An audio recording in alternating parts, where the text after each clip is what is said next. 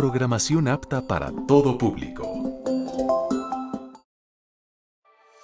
Para construir una sociedad más incluyente, demos una mirada hacia la inclusión.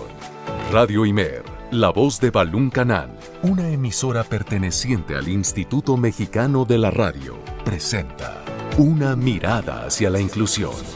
Un programa para sensibilizar a la sociedad sobre la no discriminación hacia personas con discapacidad. Conduce Lucy Martínez. Acompáñanos.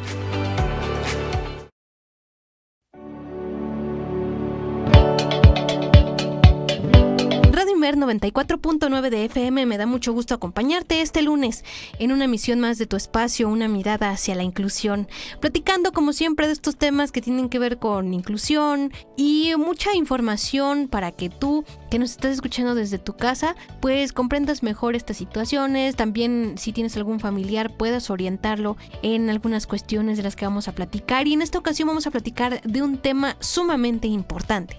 Y no sé si recordarás que hace unos meses hubo una polémica por ahí en redes sociales, en TikTok, sobre una influencer con una discapacidad, y entonces muchos hablaban sobre no, es que se hubiera cuidado, es que, bueno, un montón de cosas, ¿no? Un montón de cosas que la gente de repente empieza como a generar cuando hay una persona con discapacidad. Y si este tipo de temáticas no son mediáticos, de repente no son volteados a ver. Vamos a hablar en este caso sobre mitos de la sexualidad en personas con discapacidad, y bueno, pues para ello ya tengo aquí virtualmente a una persona muy especial para este programa y que también ha hecho mucho activismo aquí en el estado de Chiapas. Pero antes de presentártela, quiero decirte que nos puedes escuchar a través de www.imer.mx/Radio Imer. También este programa lo tenemos en formato de podcast en YouTube y en Spotify, y nos encuentras como Una mirada hacia la inclusión. Y esta semana tendremos nuestra sección del ABC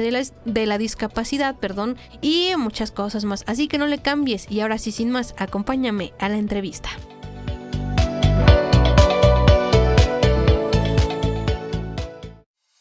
Esta es La Entrevista, una mirada hacia la inclusión. Iniciamos en nuestra sección de la entrevista, y como te lo comenté en un inicio, nuestra invitada nos acompaña virtualmente desde San Cristóbal de las Casas. Estamos como a, ¿qué será ahora? 40 minutos, pero bueno, en la virtualidad nos acorta las distancias. Me refiero nada más y nada menos que a la maestra Elizabeth Patricia Pérez. Ella pues es miembro de la Asociación Amor Sin Fronteras AC, es sexóloga, es maestra, bueno, tiene muchos diplomados, mucho conocimiento, y además es activista. Eli, buenas tardes, bienvenida a tu casa de nuevo, Radio Imer. Buenas tardes, querida Lucy, ¿cómo estás? Pues voy muy contenta nuevamente por esta invitación, y un saludo a todas tus radioescuchas, y sobre todo, como tú dices, ¿no? Hoy toca charlar de un tema de gran importancia, y sobre todo para quienes nos vivimos con una discapacidad, que el tema de la sexualidad no solo nos implica a nosotras, ¿no? Sino que es una constante en toda la parte social, familiar, educativa, etc., etc. Y pues bueno, yo gustosa de compartir contigo este tema. Claro que sí, Eli, este tema es muy importante también, pues para explicarle, ¿no? También a la sociedad en general que pues las personas con discapacidad pues también tienen derecho a ejercer su sexualidad, siempre informada, siempre en algunas circunstancias, con acompañamiento, pero que sea acompañamiento adecuado. Desafortunadamente no hay tanta información para las personas con discapacidad, a lo mejor en formatos accesibles, entonces creo que es importante que este medio de comunicación como en la radio pública nos ayude a comprender más a fondo este tema. Pero Eli, compártenos cuáles son algunos de los mitos más comunes sobre la sexualidad en personas con discapacidad. Pues bueno, me parece importante empezar con este mito que está generalizado en todas quienes nos vivimos con una discapacidad, que es la asexualidad. La palabra a, que es un prefijo que significa sin, y sexualidad, eso, ¿no? Sin sexualidad. Este mito sí está súper generalizado, ¿no? Pensar que las personas con discapacidad solo nos interesa la rehabilitación, las cuestiones laborales, las cuestiones educativas, y como que dejamos a un lado el tema de la sexualidad. Entonces este mito es uno de los mitos más arraigados, que de ahí se desprende todo lo que nos atraviesa como personas con discapacidad, ¿no? Todas las faltas, las carencias que hay en materia de sexualidad hacia nosotras. ¿Y por qué menciono que la sexualidad es uno de los mitos más grandes, ¿no? Porque de por sí, ¿no? Si no vivimos con una discapacidad, se piensa que la sexualidad la empezamos a vivir desde la pubertad y luego la adolescencia. Y es necesario señalar que la sexualidad está desde que somos unos embriones hasta el último suspiro, ¿no? Que en todo momento la sexualidad se desarrolla, se desenvuelve, nacemos con sexualidad, somos seres sexuados en todo momento, en toda constante de nuestra vida. Pero entonces, en la discapacidad, aparte, está esta idea de que somos muy angelicales, de que somos muy buenas personas, de que nos podemos estar enamorando con otras personas con nuestra misma condición de discapacidad. Esto no quiere decir que esto no suceda así, pero no es que sea como la regla de la discapacidad, ¿no? Que si eres una persona con discapacidad, tienes que relacionarte con otra persona con tu misma discapacidad, ¿no? Tampoco es cierto que si ambas siendo pareja, un vínculo, llegaran a tener una hije con alguna puedan nacer con discapacidad. Eso tampoco es la regla. Entonces va muchos mitos por ahí, pero sobre todo creo que el mito más grande que desde donde debemos partir es el tema de la asexualidad. Sí, es desafortunado y justo como lo compartes, ¿no? Desafortunadamente, a veces los medios de comunicación contribuimos a la desinformación y más, por ejemplo, la televisión, de repente hay temas en redes sociales que pues de repente se buscan como omitir porque bueno, ¿qué tal y digo mal un término? Me he fijado que, por ejemplo, en algunos videos a mucha gente se le dificulta decir personas con discapacidad y entonces dicen a las personas que viven con, o sea, y empiezan a como que les da miedo pronunciar esa palabra, ¿no? Entonces como que de ahí estamos desinformados, pero también estamos como llenos de prejuicios como los que ya dijiste y que es necesario que los estemos platicando y más con una persona experta como tú, pero en este aspecto, Eli, ¿cómo se puede abordar la falta de información sobre la sexualidad en personas con discapacidad? Justo este tema lo estábamos viendo hace unos días, lo estaba yo reflexionando y parte desde la educación sexual integral. Ajá. Desde mi experiencia veo como dos perspectivas. La familia piensa que la educación sexual integral tiene que darse en la escuela. Y los maestros, las maestras piensan que la educación sexual integral tiene que darse en las casas, en las familias.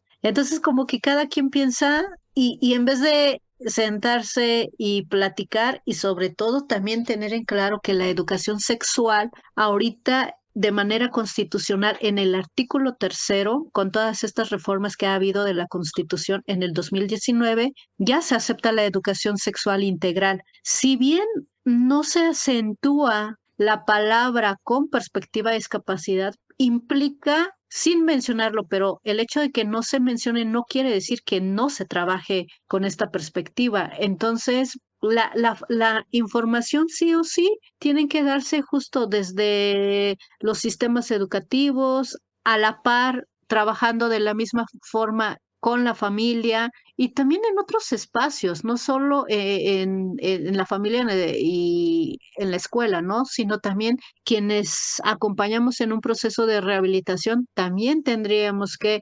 enfocarnos en temas de sexualidad y entender que la sexualidad, Lucy, y esto yo lo veo muy recurrentemente, solo se piensa que van a ser encuentros sexuales, relaciones sexuales, y no, o sea, va desde, como tú bien lo mencionas, la importancia de informarnos para prevenir violencias, para prevenir abusos, para prevenir incluso infecciones de transmisión sexual. O sea, va más allá, pues, implica también la sexualidad, implica vincularnos. Y yo he visto que muchas de las cuestiones que también tenemos las personas con alguna condición de discapacidad, cuando no interactuamos con otras personas, el vincularnos, el poder interactuar con otras personas, luego sí resulta ser como conflictuante en la persona. Entonces la sexualidad también implica esto, ¿no? Saber cómo relacionarnos y pues bueno, la información, debo mencionar que justo el tema de la discapacidad o para quienes nos vivimos con una discapacidad, hago la mención que yo tengo discapacidad visual, específicamente ceguera, es necesario entender que la información tiene que ser aterrizada de acuerdo a cada condición. No es lo mismo comunicar un tema si estamos hablando de personas con síndrome de Down, síndrome con parálisis cerebral, con discapacidad motriz, en el caso siendo personas ciegas, para las personas auditivas, para las personas neurodivergentes, para las enfermedades crónicas degenerativas, para las discapacidades no visibles. O sea, cada condición de discapacidad tiene que ser informada, como tú también bien lo decías, con métodos, modos accesibles, pero también acorde a la necesidad de cada discapacidad. Claro, porque en esta situación pues no solo es el tema, o sea, no solo hay la discapacidad visual o la discapacidad motriz, sino hay tantas y hay algunas que no se ven y entonces pues es cuando de repente entramos en estos conflictos de ¿y ahora cómo le hacemos, no? Ahora cómo le explicamos y bueno, es en este conflicto en el que a veces también está la familia, están los sistemas educativos, los sistemas de salud, entonces creo que es muy importante ir conociendo estas aristas para ver la manera de cómo ir pues tratando estas situaciones. Pero, ¿qué impacto tienen estos mitos en la vida de las personas con discapacidad?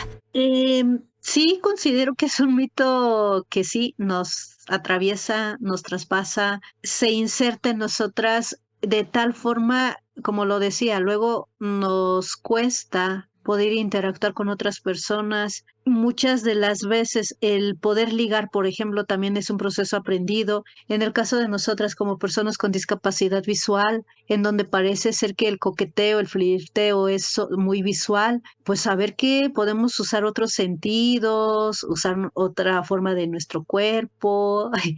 Y entonces, este mito de asexualidad para algunas sí implica mucho. No generalizo porque también hay personas con discapacidad que tienen una vida sexualmente activa o tienen encuentros sexuales muy activos y digo, eso está súper, pues porque al final de cuentas no fue un impedimento tan crucial, ¿no? Pero sí influye en estos mitos porque entonces pensamos que nadie se va a enamorar de nosotras, que nadie se va a fijar, que también a mí, por ejemplo, a mí me pasaba y yo antes así lo pensaba, ay, no, si voy a ser mamá, ¿cómo le voy a hacer para maternar a un hijo? Obviamente ya a estas alturas pues sé que hay formas, pero la discapacidad también tiene sus retos. O sea, cada discapacidad tiene un reto. Por ejemplo, para nosotras quienes tenemos discapacidad visual, el hecho de no ver, y sí implica mucho más cuando tenemos a un recién nacido, ¿no? Pero eso no quiere decir que no haya otras formas, ¿no? Que no haya otras estrategias para cómo poder interactuar en ese momento con el bebé o saber si le duele algo.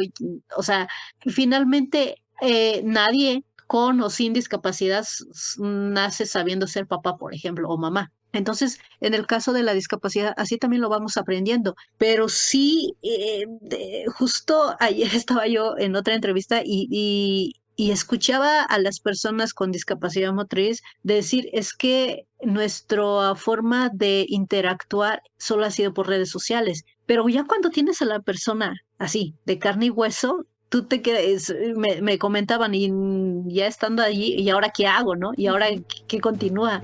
Entonces creo que muchas de las veces las personas con alguna condición de discapacidad difícilmente pueden salir de sus espacios privados, de sus casas, de su cama incluso. Entonces, pues es más complicado poder tener todo este proceso de cortejo, de ligue, de enamoramiento con una persona real. Entonces, pero porque está muy enclaustrada en la idea de decir, ¿alguien se va a fijar en mí? ¿Alguien realmente se puede enamorar de mí? Entonces sí me parece que como que tenemos muy metida la idea de que la discapacidad nos limita nuestra sexualidad. No quiere decir que no haya retos, los hay por supuesto, pero también que quizás buscando alternativas esos retos pueden ser superados. Entonces sí, implica mucho el hecho de haber nacido en una sociedad donde te decían que eres asexual, Ujú. crecer en una familia en donde te dicen que eres asexual, desarrollarte, desenvolverte en una sociedad en donde, hace rato tú mencionaste es algo muy importante, es que no sabemos cómo nombrarlo y muchas veces la gente sin discapacidad teme poder interaccionar de forma directa con una persona con discapacidad. Entonces pareciera ser que el tema de la discapacidad es algo todavía muy negativo, que se va a contagiar o no sé, y entonces pues eso, pues sí, a la larga sí trae consecuencias también en la vivencia de la sexualidad. ¿Y tú crees en este sentido, Eli, que las generaciones, la juventud de ahora tiene más abierta la mentalidad de poder estar en pareja con una persona que tiene discapacidad? Esa pregunta una vez lo hice en un acompañamiento, Ajá. porque este discurso de que ay, todos somos inclusivos o siempre cuando voy a dependencias escucho, es que nosotros sí somos incluyentes, ya sabes, ¿no? O sea, difícilmente alguien te va a reconocer, no, pues la verdad no soy incluyente, excluyo a las personas con discapacidad, pero cuando hice la pregunta, ¿te enamorarías de una persona con discapacidad? Creo que solo una dice, yo sí, una de 10.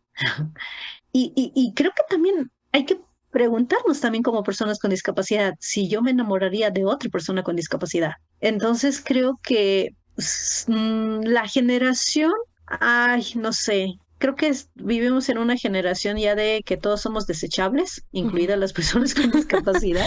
Sí. Entonces que no te podría decir sí o no, estamos más abiertos a ligar Ujú. con una persona con discapacidad, porque creo que también depende mucho de cómo percibimos la discapacidad y desafortunadamente la discapacidad lo vemos como, híjoles, como algo que socialmente y creo que para muchos también todavía sigue siendo como no tan aceptable Ujú. el hecho de ver una persona con y sin discapacidad. Y sí las hay, y realmente para quienes nos escuchan en tu programa, reflexionemos y hagamos un conteo. Ustedes van a ver que son más mujeres sin discapacidad con hombres con discapacidad. Digo, no estoy diciendo que esta sea una verdad absoluta, pero mi impresión es esa. Quienes he acompañado más son más mujeres sin discapacidad emparejadas con hombres con discapacidad, a diferencia de mujeres con discapacidad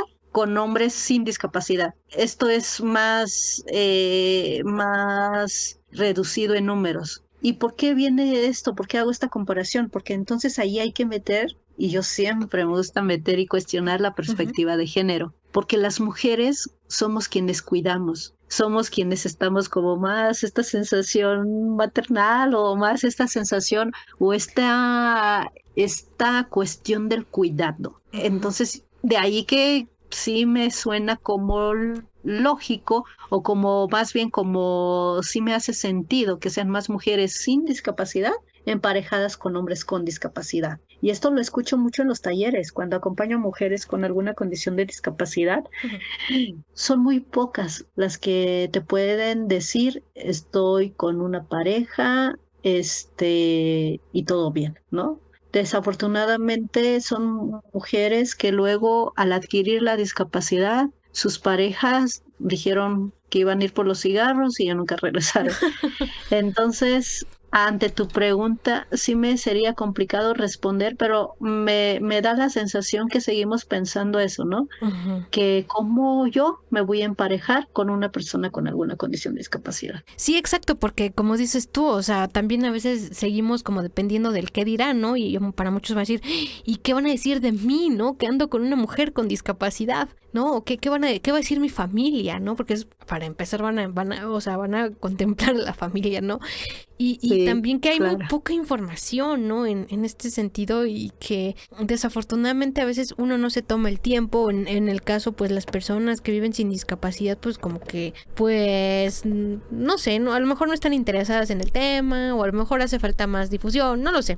Pero sí es muy importante que nos demos cuenta y sí, o sea, haciendo un análisis en perspectiva de lo que tú nos comentabas, yo también estuve dando clases en una escuela y en el salón habían como 30 alumnos y pregunté, bueno, ¿y quién de ustedes andaría con una persona con discapacidad? Y a mí solo me respondieron dos personas de 30, un hombre y una mujer. Entonces tú te quedas así como que wow, o sea, no, o sea, yo les dije no tengan miedo de responder porque pues es como una encuesta y vamos a ver por qué sí y por qué no. Y muchos decían, no, es que va a requerir más tiempo, no, es que pues es que va a depender también la discapacidad, no, es que a mí no me gustaría estar cuidándolo todo el tiempo. Entonces como que son múltiples las opiniones y pues la persona que dijo que sí, pues dijo, no, pues sí, porque lo que importa son los sentimientos, lo que importa es como la comunicación. Entonces tú te quedas así como que wow, o sea, es así muy difícil tratar este tema todavía. Sí, definitivo.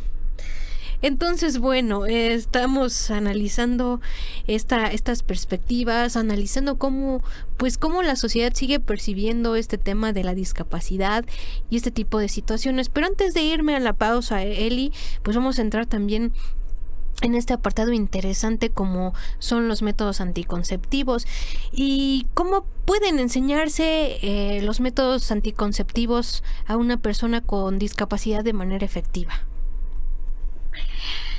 Bueno, de entrada mencionar que desde el trabajo que hemos venido haciendo con organizaciones que nos enfocamos a sexualidad y discapacidad, decir, y hace rato lo decía, ¿no? Que a pesar de que en la Constitución sea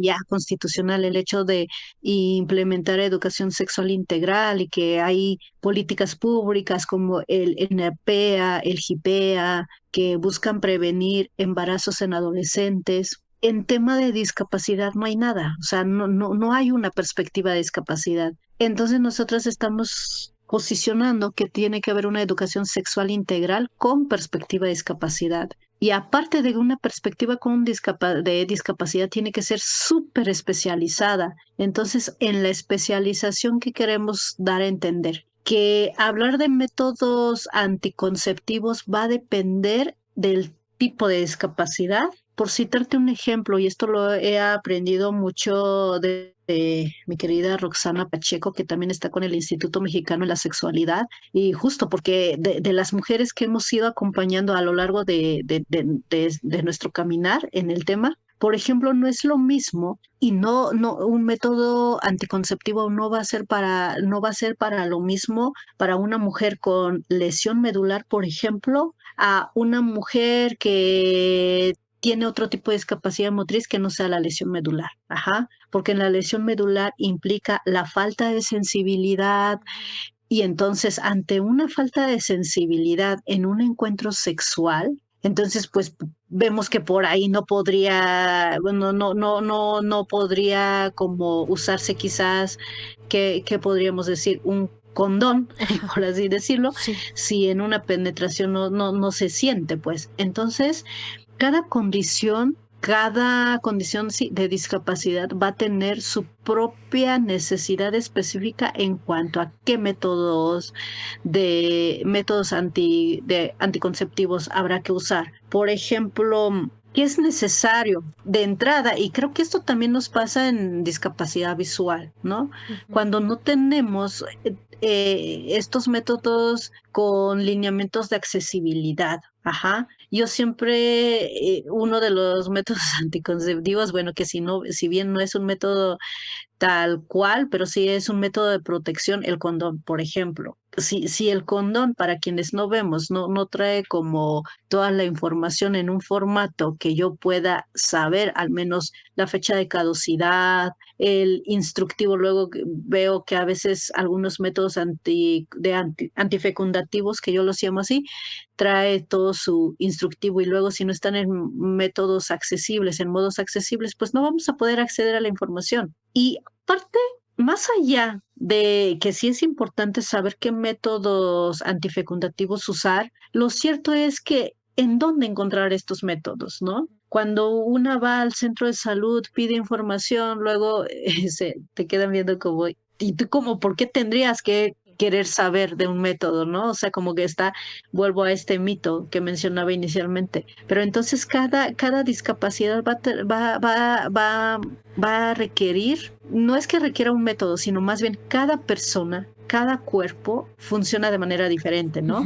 Por ejemplo, el DIU. Para mujeres sin discapacidad el DIU tiene una reacción hormonal diferente en cada mujer. Ahora, si tú le sumas que vive con una discapacidad y quizás esta discapacidad provoque otras como comorbilidades o otras alteraciones como puede ser la tiroides y demás, entonces el DIU no le va a funcionar. Claro. Tendríamos que buscar otro método. Entonces, por ejemplo, hay implantes cuya carga hormonal pues son muchísimas, entonces cada método anticonceptivo va a depender de cuál es la condición y sobre todo cuál es también el diagnóstico médico. Esto también es muy importante. Obviamente el condón, que es menos, ¿cómo decirlo? Menos, que solo te lo pones en el acto sexual y luego te lo retiras, por ejemplo, tanto el condón femenino como el masculino, pues bueno, es un método que no te provoca o que no te va a generar ninguna otra cuestión, pues. Pero, por ejemplo, el condón femenino, que siempre lo hemos dicho con algunas, que para usar un condón femenino, aparte de lo caro que está, pues que como que no está chido, no está cómodo usarlo, justo porque lo tienes que estar sosteniendo, ¿no? Entonces es mejor que pues el vato se ponga, o la persona si es hetero, que se ponga el condón, pero va a depender, creo, sí de la corporalidad, sí del diagnóstico, sí de la condición de discapacidad, para saber qué método antifecundativo o método anticonceptivo usar. Cada método tiene una reacción propia en cada cuerpo. Entonces sí me parece como podernos informar bien de estos métodos, pero aquí el punto es que cómo informarnos cuando tampoco estos métodos o los centros de salud colaboran para que pueda ser una información accesible para todas. Sí, como dices tú, cuando te ven raro, cuando dicen, bueno, ¿y por qué está aquí? O ¿qué está preguntando, no? ¿Cómo se le ocurre? ¿No? Entonces, y cuando también no hay una capacitación a fondo en temas de discapacidad en el ámbito de la salud, es como un poco más difícil. Entonces, pues sí, en definitiva, hay mucho camino por recorrer. Pero nosotros nos vamos a nuestra primera pausa, pero no le cambies porque ya regresamos con más aquí en Una Mirada hacia la Inclusión para platicar sobre mitos de la sexualidad en personas con discapacidad.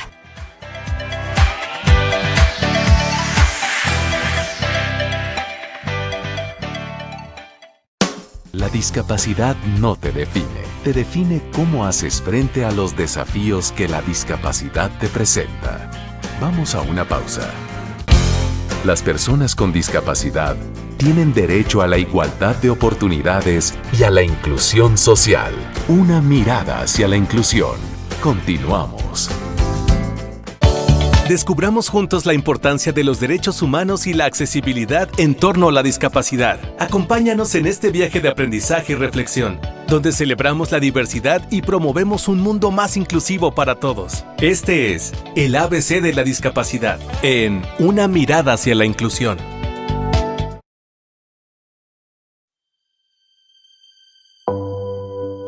Los ojos que se regeneran de un caracol y la posibilidad de restaurar la visión. Los caracoles manzana han capturado la atención de la comunidad científica por su sorprendente capacidad de regeneración ocular. Un equipo de investigadores de la Universidad de California, Davis, liderados por la profesora adjunta Alicia Kors, ha investigado los mecanismos genéticos que permiten a estos invertebrados recuperar completamente sus ojos tras sufrir una amputación. Los caracoles manzana, conocidos científicamente como Pomacea canaiculata, poseen ojos tipo cámara, similares a los de los vertebrados. A través de análisis genómicos y técnicas de visión genética como CR y CRKS9 se ha comprobado que comparten genes clave para el desarrollo ocular, incluyendo el PAC6, que también se encuentra en humanos. En sus investigaciones, los científicos han observado que dentro de las primeras 24 horas posteriores a la amputación, la herida comienza a cicatrizar. A medida que pasan los días, las células se especializan para formar el cristalino y la retina. En aproximadamente un mes, el ojo está completamente formado. El equipo de Acors continúa investigando si la visión funcional se restablece antes o después de que el ojo madure completamente. Al confirmar que muchos genes implicados en la regeneración ocular en caracoles son similares a los presentes en humanos, se abre un nuevo panorama para tratamientos innovadores dirigidos a restaurar la visión en personas con daños oculares. Acors enfatiza que los caracoles manzana son organismos extraordinarios y ofrecen una plataforma única de estudiar la regeneración de órganos sensoriales complejos. Tras la regeneración, tanto la morfología como la expresión genómica del nuevo ojo son prácticamente idénticas al original. Estos hallazgos representan un avance significativo en el desafío de aprovechar las capacidades regenerativas que nos ofrece la naturaleza y acercarlas a aplicaciones clínicas concretas. Con más investigación y desarrollo podríamos estar un paso más cerca de soluciones efectivas para mejorar la visión en personas con afecciones oculares.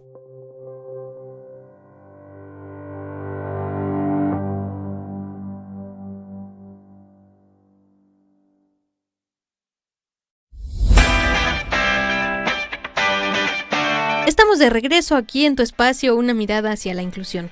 Si nos acabas de sintonizar, estamos platicando con la maestra Elizabeth Patricia Pérez sobre este tema de mitos sobre la sexualidad en personas con discapacidad. Y estamos analizando muy a profundidad este tema porque desafortunadamente la sociedad a veces le cuesta un poco comprender estos temas y sobre todo también comprender que pues bueno, las personas con discapacidad también tenemos nuestro corazoncito y también tenemos necesidades fisiológicas como es esta, ¿no? De interactuar con una persona, ¿no? Entonces sí es muy importante que estemos descubriendo este tema, pero platicando y continuando en este mismo tenor de los métodos anticonceptivos, ¿qué adaptaciones se pueden hacer en la educación para pues lograr que los métodos sean accesibles? Bueno, de entrada, el tema de la educación sexual integral, en donde implica el tema del conocimiento de los métodos anticonceptivos, implica adaptar,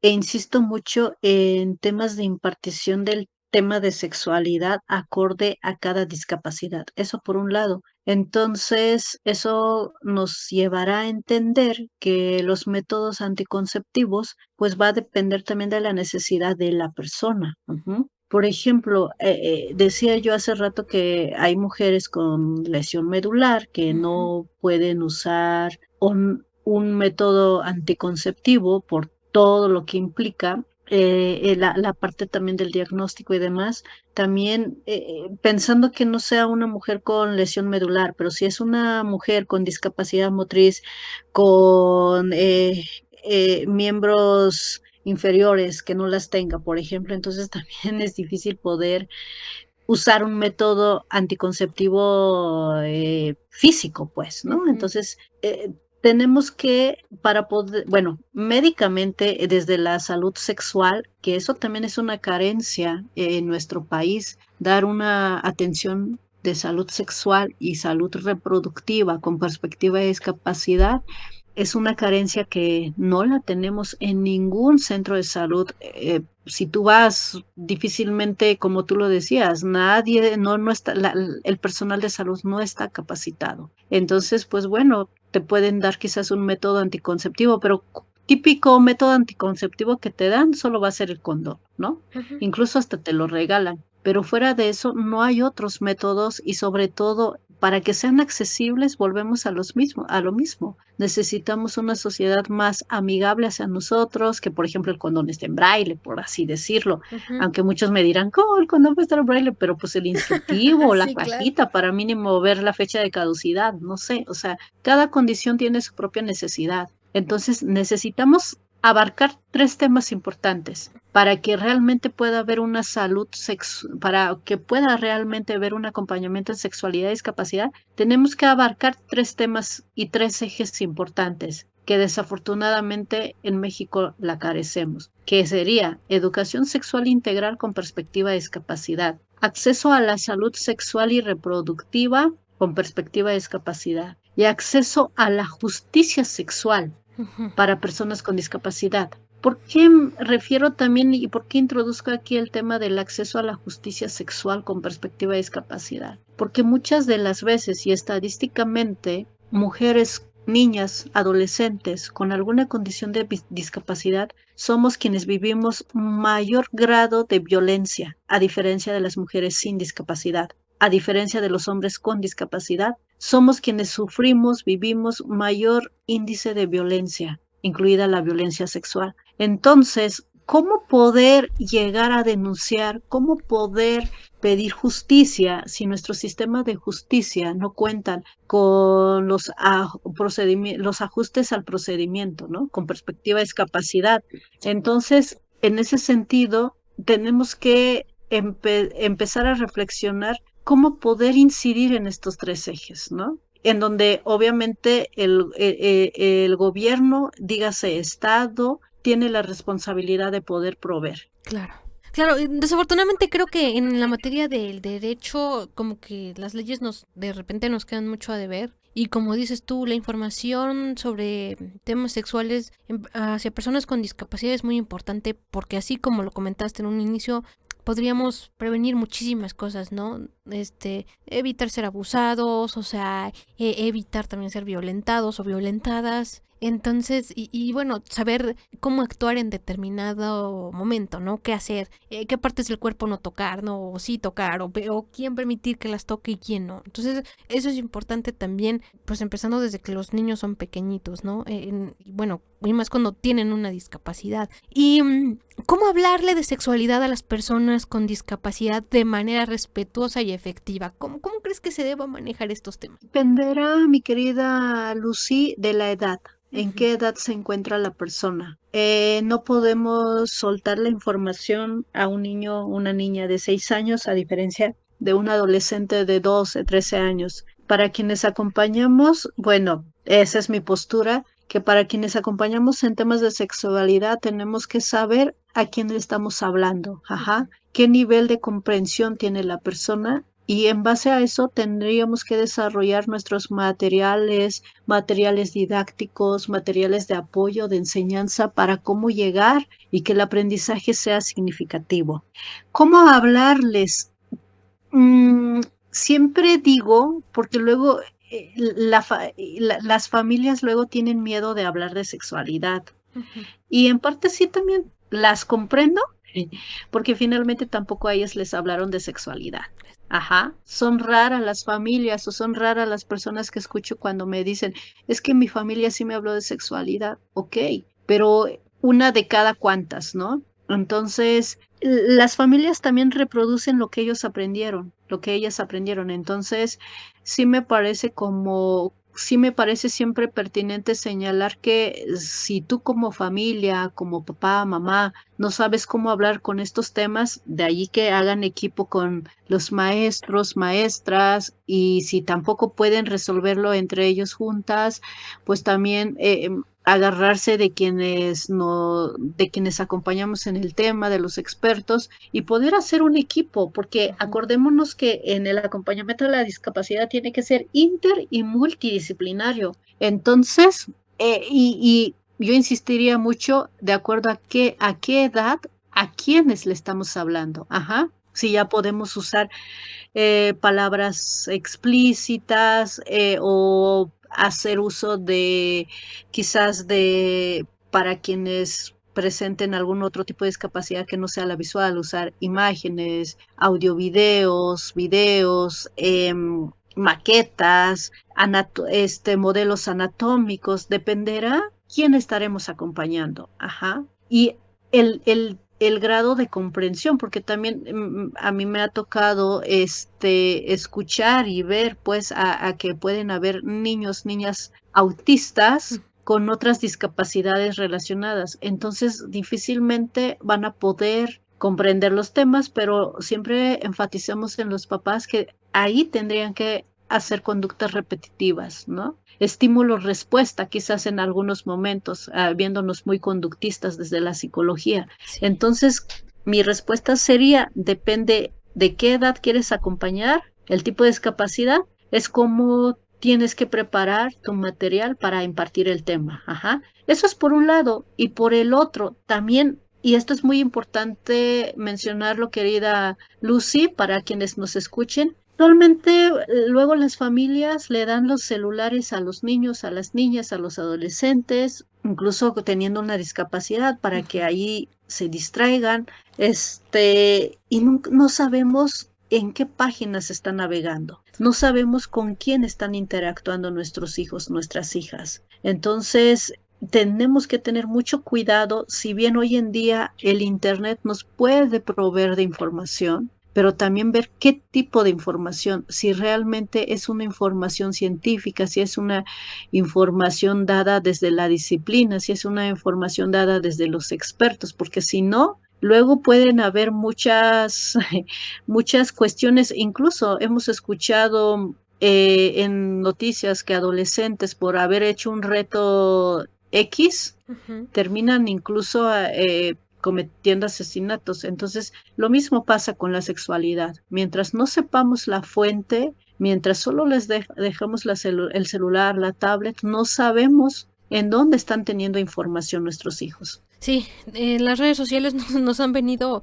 a llenar de información. A veces ni nosotros sabemos si es verdad, si es mentira, y ahora con la inteligencia artificial y todas esas cosas va a ir evolucionando y vamos a seguir siendo bombardeados por mucha información, ¿no? Y ver cuál es y cuál no es la adecuada. Pero igual hablando de redes sociales, había, pues sí, hace unos meses esta polémica de que tú consideras que las personas con discapacidad intelectual, ya sea moderada, podrían ejercer una sexualidad responsable. Si es moderada, sí, Ok. pero si es con alto grado de dependencia, y te lo comparto desde las experiencias que he acompañado. Cuando es alta la dependencia, ahí sí quien tiene que buscar las estrategias junto con quienes acompañamos son las familias. Y entonces habrá que también darle su espacio a esas personas, aunque sean aunque tengan un alto grado de dependencia,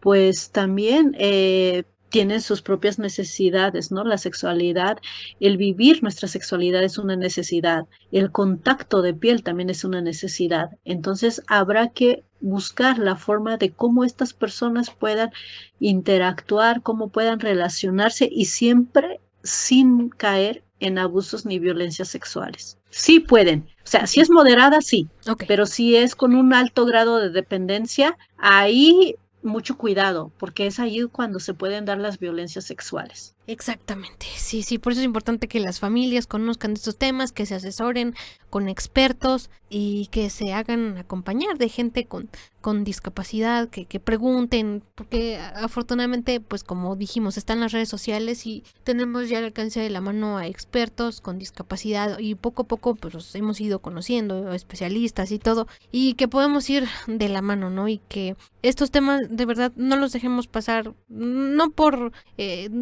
los tabúes, por los miedos, no los tratemos, porque es necesario en el tema de la discapacidad. Y pues ya vamos concluyendo, Eli, y ¿qué recursos y apoyos están disponibles para personas con discapacidad que buscan información sobre sexualidad y métodos anticonceptivos? Pues bueno, de entrada, y si me permites hacer el comercial, que se Adelante. contacten con nosotras en Amor Sin Fronteras por nuestras diferentes redes sociales, y porque justo ahorita estamos promocionando un curso, ¿no? De sexualidad para mujeres con discapacidad motriz. Okay. Luego nos vamos con un tema de sexualidad para mujeres con discapacidad visual, y así vamos a intentar, si bien no abarcar quizás todas las discapacidades, al menos 2 o 3 discapacidades para poder acompañar. Es exclusivamente para mujeres quien viven la condición. Ajá. Ahorita nuestro programa va dirigido a eso, a acompañar directamente a mujeres con alguna condición de discapacidad. Entonces, pues si entran ahí a Amor Sin Fronteras AC, SCLC o Amor Sin Fronteras, le ponen ahí en el Facebook, en Instagram, ahí tenemos el formulario de inscripción para dar estos cursos. Lo que tenemos al alcance ahorita son los cursos, ¿no? Okay. También tenemos bibliografía, y eso también es importante resaltar, que sí hay mucha bibliografía, para discapacidad, a veces sí de uso limitado o de que hay que adquirirlos, comprarlos y demás, pero créanme que, o si nos escriben, nosotros podríamos compartir algunas bibliografías. Evidentemente yo digo más en cuanto a discapacidad visual, Sí, claro. esta no hay. Carecemos todavía de mucho, pero hay que empezar a construir, hay que empezar a hacer reflexiones también desde la investigación. Pero actualmente, pues bueno, están los libros digitales que pues también nos pueden escribir, ahí tenemos algunos, este curso que te menciono, y hay muchos talleres, muchos talleres, nada más que sí me parece que muy importante señalar que la discapacidad se vive de diferente forma de acuerdo a dónde te ubiques. Ujú. Yo parto de esa idea, entonces muchas de las veces, a veces podemos escuchar un curso, un webinar de sexualidad y discapacidad, pero pues también no hay que olvidarnos de dónde estamos situados, ¿no? Yo siempre digo, no es lo mismo vivirnos como mujeres ciegas en San Cristóbal o en Chiapas, a diferencia de México, ¿no? O Guadalajara. Van a haber cosas que nos atraviesan, otras realidades, y que esto también va a implicar en la vivencia de nuestra sexualidad. Entonces, recursos hay muchos, y hoy en día también el Internet Ujú. puede ser un arma de doble filo. O lo usas para informarte de forma sana, científica, o lo usas justo para buscar también información que pueda llevar a generar otro tipo de violencias, como violencias digitales quizás. Entonces, tenemos de dónde aprender, y aunque ahorita tal vez me contradiga porque voy a decir, bueno, también dependerá, y por eso sí insisto mucho desde dónde hablamos de discapacidad, porque en comunidades indígenas difícilmente van a poder acceder al internet, Ujú. difícilmente quizás alguien tenga un celular, entonces pues bueno, la información va a estar limitada. Entonces, la chamba que nosotras tenemos como organización, el trabajo que tenemos como organización es cómo llegar a esas comunidades, cómo llegar a esas poblaciones. Entonces el reto se vuelve mayúsculo, pero pues bueno, habrá que buscar, seguir buscando alternativas. Pues sí, no queda más que seguir y seguir informándonos, seguir pues buscando expertos, como vuelvo y repito, ya sé que parezco disco rayado, pero creo que es importante porque pues afortunadamente Radio Imer llegamos a varios municipios alrededor de Comitán y que seguramente pues se informen de esto, que sí es posible, que sí se puede y que con la información necesaria pues creo que vamos a poder ir formando una sociedad más incluyente. Y para concluir, ¿qué mensaje se puede transmitir a la sociedad sobre la sexualidad de las personas con discapacidad? De entrada, que se atrevan a conocer a una persona con alguna condición de discapacidad. Desde ahí empezamos a romper este mito de que si se contagió la discapacidad.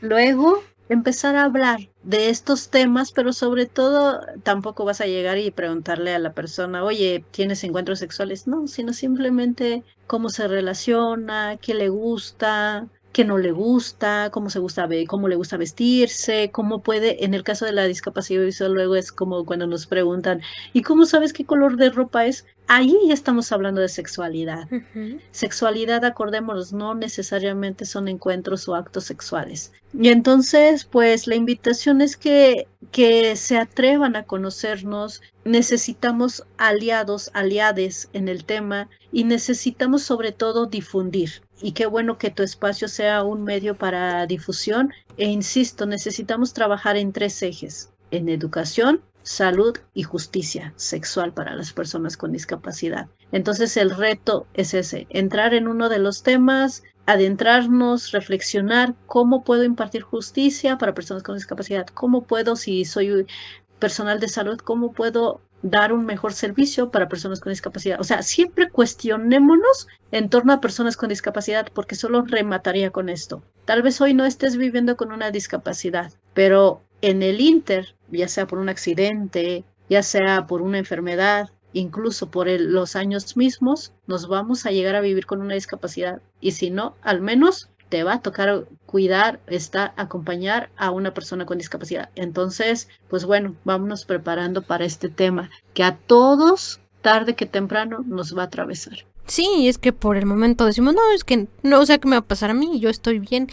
Y muchas veces, pues también ahora con el uso de la tecnología, del uso constante de los teléfonos, y después van a andar usando lentes y bueno, un montón de situaciones, ¿no? Entonces, sí es necesario que pongamos estos temas sobre la mesa, que los escuchemos, que les demos la importancia que tienen, porque pues muchas veces cuando oímos de discapacidad es así como, ay, no, ya van a empezar otra vez, ¿no? Pero no, creo que somos parte importante, parte fundamental de la sociedad y pues tenemos que despertar para de verdad ser una sociedad más inclusiva. Y ya cerrando, ¿cómo podemos trabajar juntos para promover una mayor comprensión y respeto a la sexualidad de las personas con discapacidad? De entrada, que todos te escuchen los lunes, porque Ándale. tú informas de manera justo, ¿no? A través de las entrevistas que tú haces a diferentes personas, cada persona que quizás tengas en este espacio va a aportar algo diferente de entrada, ¿no? Que haya espacios y qué bueno que el IMER promueva estos espacios para que no solo se quede como que el tema de la discapacidad en quienes nos vivimos con discapacidad, ¿no? Sino que se socialice. Eso por un lado. Y por el otro, pues bueno, que nos contacten a nosotras también como Amor Sin Fronteras, al 967-118-97-68. Nosotros estamos aquí en San Cristóbal, estamos aquí en Chiapas. Poder también participar en las actividades que tienen otras organizaciones. La ventaja ya de hoy en día es los webinars, los Zooms, los Meet y demás. Y sobre todo, yo diría a los papás y a las mamás, y sobre todo a las personas con alguna condición de discapacidad, hagamos y busquemos que nuestros derechos puedan llevarse a la exigibilidad. Ajá. Los derechos de nada nos sirven, los derechos humanos de nada nos va a servir, la cartilla de derechos sexuales y reproductivos de nada nos va a servir si solo están en papel. Quienes lo tenemos que hacer exigible somos nosotros. Entonces, la invitación es esta. Promovamos nuestros derechos con acciones. Perfecto, Eli, pues muchísimas gracias por haber estado conmigo esta tarde en este espacio de una mirada hacia la inclusión. Sabes que esta es tu casa y pues algo más que nos quieras decir ya para finalizar definitivamente la charla y pues para despedirnos también. Pues gracias una vez más por la invitación. Saber y pues bueno, si me permites el espacio, nuevamente mencionar que nosotros estamos aquí en San Cristóbal como Amor Sin Fronteras Asociación Civil, tenemos alianzas con otras organizaciones de sexualidad y pues también manejar otros temas y sobre todo creo que el mensaje es eso, ¿no?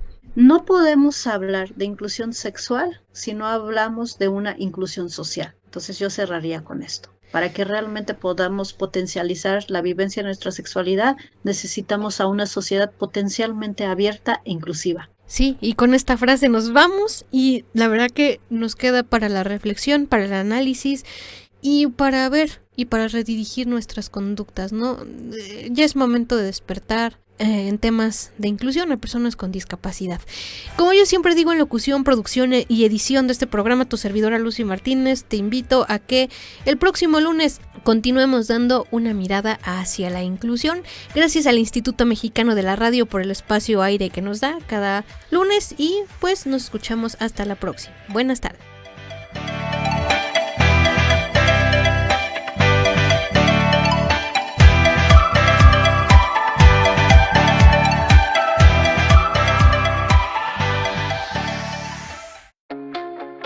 Radio Imer, la voz de Balún Canán, una emisora perteneciente al Instituto Mexicano de la Radio, presentó Una mirada hacia la inclusión. Juntos ayudemos a construir una sociedad incluyente. Escúchanos en la próxima emisión de Una mirada hacia la inclusión.